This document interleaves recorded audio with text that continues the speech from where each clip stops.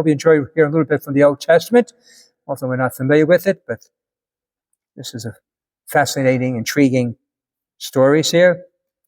We have David and Saul.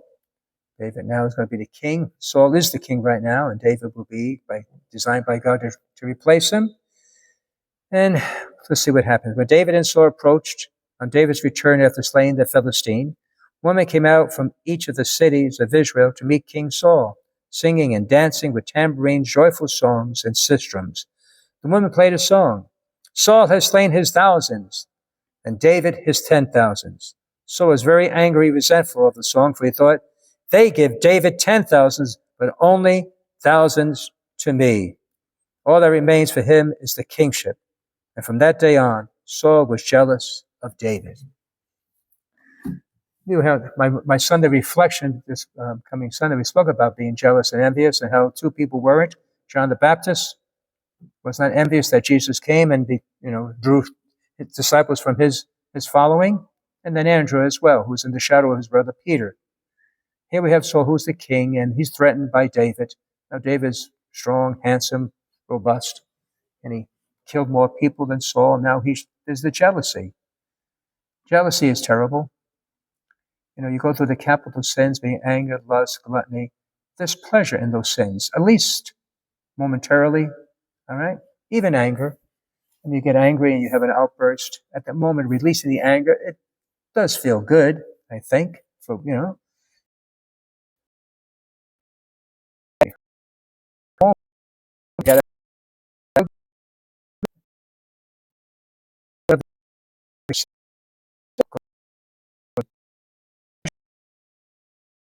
pleasure and envy.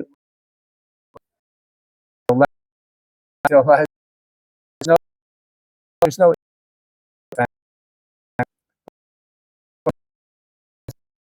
the phrase in despair. You got to catch yourself. Don't compare yourself to others.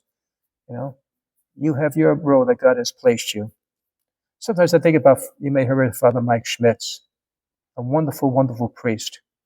And I suspect, and I would be lying, that priests, when we get ordained, we may see ourselves being, successful or widely popular, touching lives. We may have that in our mind, all right? And then all of a sudden it never materialized, maybe because of the opportunity, or we didn't have the talents that needed, or maybe just made mistakes and we kind of killed our chances. So I look at Father Mike Schmitz and I thank God for him, the ability to reach. And also I thank God that I'm not him, because I wouldn't want to be that popular. You can't go anywhere by looking at you, staring at you. You can't do anything. You make one mistake, people will notice. You lose your, get a little curt, a little snap at somebody. Waitress, but you see what, what media.